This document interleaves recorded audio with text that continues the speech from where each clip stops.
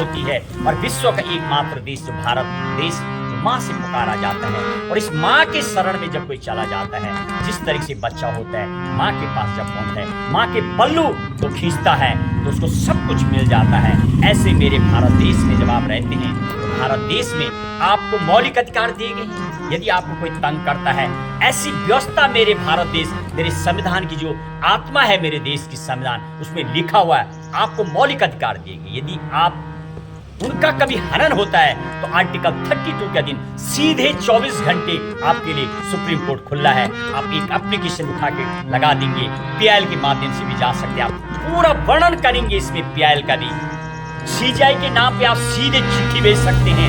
और मौलिक अधिकार का जब हनन होता है तो उसमें खास सुनवाई करता है सुप्रीम कोर्ट। कस्टोडियन है सुप्रीम कोर्ट, गार्जियन है सुप्रीम कोर्ट। सुप्रीम कोर्ट की शक्ति का भी हमने पूरा विवरण किया था। और यदि आप संविधान की बातें करेंगे, एक तरफ सरकार जो कानून को बनाती है और उसको संसद को कानून बनाने की पावर भारत के संविधान के धारा 368 भाग 20 में दी गई है, जिसमें कि संविधान संशोधन के माध्यम से अनेकों अनेक कानून बनाए जाते हैं। राज्यसभा, लोकसभा और राष्ट्रपति सिग्नेचर के बाद कानून बन जाता है। दूसरी तरफ न्याय की शक्ति के साथ साथ पुनरावलोकन या जुडिशियल रिव्यू की शक्ति भी संविधान की धारा 13 क्लोज 3 में दी गई है। और जब से देश आजाद हुआ तब से लगातार खींचतान आज तक देखने को मिलती है। यही कारण है जिस तरीके से परिवार में होता है गार्जियन और एक बड़े भाई कुछ अधिकार दिए जाते हैं, बोलने की पावर है। तो संविधान ने भी सुप्रीम कोर्ट को कस्टोडियन कहा है, यानी जुडिशियल रिव्यू पुनरावलोकन की पावर भी है, न्याय की शक्ति भी दी गई है। Inherent power that is called when supreme court take any the final decision. संविधान की धारा 142 में न्यायिक शक्ति दी गई है। 142 में जिसमें संविधान यानी सुप्रीम कोर्ट इस धारा और न्याय की शक्ति के मुताबिक किसी पर भी किसी मैटर पर अपने विवेक अनुसार अपना फैसला सुनाता है।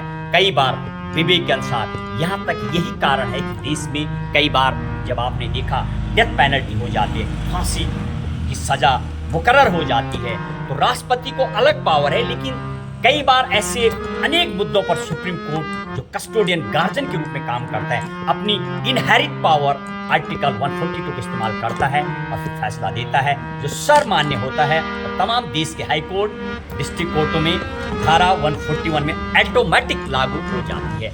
उसका भी वर्णन करेंगे कि क्या क्या शक्ति, पीआईएल सुनने की शक्ति, आर्टिकल 32 के मुताबिक नागरिकों का सीधे सुप्रीम कोर्ट में जाकर के एप्लीकेशन लगानी होती है और निश्चित सुनवाई होती है यदि आपके मौलिक अधिकार का हनन होता है। ये भी शक्ति मौजूद सुप्रीम कोर्ट के पास है, सरकारों के पास नहीं है। सरकार के पास कानून बनाने की शक्ति तो है, लेकिन पुनरावलोकन दूसरी तरफ कोर्ट के पास। आइए कुछ तारीखों का आज वर्णन करेंगे, खास तौर पर संविधान के अध्ययन की बात करूं। संविधान के जब अध्ययन करेंगे 17 तारीख, कुछ ऐसी तारीखें जिसमें कि चंद्र ग्रहण, सूर्य ग्रहण और ग्रहण की तरह मेरे भारत देश में लगा था। 17 मई 1498 में जब पहले कुछ लोगों ने मेरे भारत देश को गुलाम बनाया था, उन तारीखों की बात करेंगे। और वो तारीखें जो हमारा देश मनाते हैं, 26 तारीख पर्व के रूप में हमारा देश मनाते हैं, चाहे संविधान बनने की बातें हों। और 26 तारीख को ही हमारा देश जो है पूर्ण रूप से गणतंत्र बना है, उसकी बातें करेंगे। 1930 में प्रथम स्वतंत्रता दिवस समारोह मनाया था मेरे भारत देश में रावी नदी पर। इसीलिए मेरी भारत माँ का जो संविधान ज्ञान यज्ञ की कथा है वो गंगा नदी पे की, राष्ट्रीय नदी पे 2 बार किया है। तृतीय आयोजन फिर इसी माँ गंगा यानी नदी के तट पर करने जा रहा हूँ। यही है माँ गंगा। जिस तरीके से पहला प्रथम स्वतंत्रता दिवस 26 जनवरी 1930 को मनाया था रावी नदी पर, ऐसे माँ गंगा के तट पर मनाने जा रहे हैं। थोड़ा 24 तारीख का खास विश्लेषण करेंगे आज। 24 तारीख भी अनेक रूप से बहुत ही पॉजिटिव है मेरे देश के लिए। वास्तविक ही 24 तारीख, 26 तारीख, 15 तारीख इनको हमें दिव्यता के रूप में मनाना चाहिए। सरकार को ऐसे टेबल बनाए, ब्लैक डे, जहाँ जब देश में संकट आया उन तारीखों का भी विवरण करेंगे। आज 24 तारीख जो एक राष्ट्रीय पर्व के रूप में भी ये तारीख बनाई जा सकती है। 24 जनवरी 1950 वो तारीख है मेरे देश का जब राष्ट्रीय गान, राष्ट्रीय गीत को मान्यता प्रदान की गई।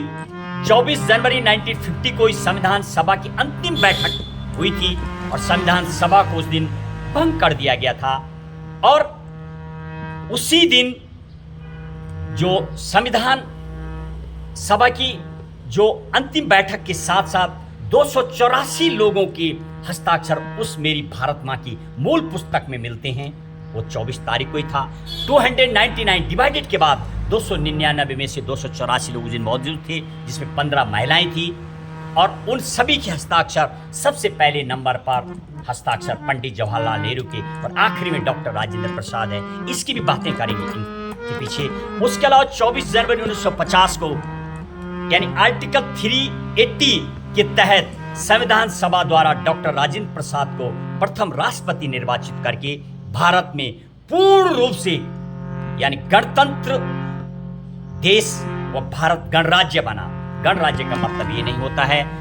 26 जनवरी के बारे में विश्लेषण करेंगे 20 मिनट का, खासी तौर पर ब्रीफली बताऊं तो जब जो व्यवस्थाएं राष्ट्राध्यक्ष की हैं, कहीं पर राजा नारी राजतंत्र है, लोकतंत्र है, प्रजातंत्र है, इस सब बातों का खंडन करेंगे। लेकिन गणराज्य और गणतंत्र यानी लोकतंत्र का मतलब लोगों की सरकार। जब राजा रानी सिस्टम होते हैं, वंशानुगत राज नहीं होता है, निर्वाचित होकर के जब देश का राष्ट्राध्यक्ष बनाया जाता है उसको गणतंत्र कहा जाता है, गणराज्य कहा जाता है। वो मेरा देश उस दिन यानी निर्वाचित हुए थे राष्ट्रपति। 24 अप्रैल 1973 केशवानंद भारती का जो केस था, केशवानंद भारती वर्सेस केरल गवर्नमेंट का ऐतिहासिक फैसला, जिसने कि तय किया कि संविधान की सुपरमेसी मेरे देश में और ये देश संविधान से ही चलेगा, विधि विधान से चलेगा। सेकुलर का मतलब किसी धर्म का अनादर करना नहीं है, सब धर्मों के लिए समान सम्मान होगा, किसी धर्म को प्रोत्साहित नहीं किया जाएगा, समान इक्वल सबके लिए। मेरी भारत माँ के हृदय में जिस तरह से माँ के आत्मा में सभी के लिए सम्मान होता है, सब देश और सब पुत्रों के लिए बराबर प्रेम प्यार होता है, ऐसे मेरी भारत माँ की आत्मा इस भारतीय संविधान राष्ट्रीय ग्रंथ में पूरा लेख मिलता है जब आप इसका अध्ययन करेंगे।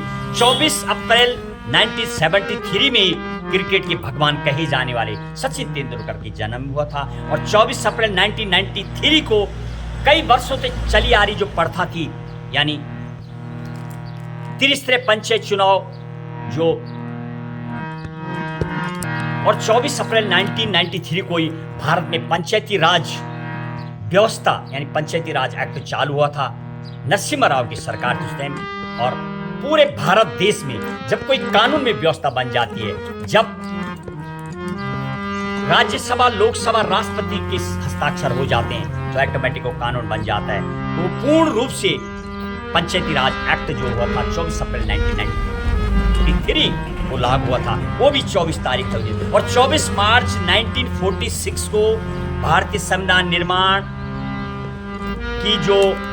निर्माण से संबंधित जो कैबिनेट मिशन आखिरी आया था वो भी 24 मार्च 1946 को मेरे देश में पहुंचे थे वो लोग।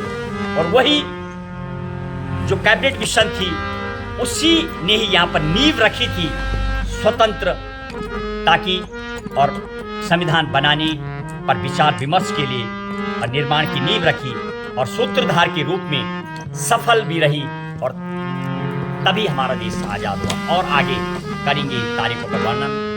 आइए आज अभ्यास सत्र की समाप्ति पर उन सभी को स्मरण करते हुए अपने मार्गदर्शक गुरुओं सहयोगियों को यहाँ से प्रणाम करते हुए और इसी आशीर्वाद के साथ अपने अगले आयोजन जो तृतीय आयोजन माँ गंगा यमुना की उद्गम स्थानों में होना है उसके अभ्यास सत्र पर आज समापन। जय हिंद, जय भारत।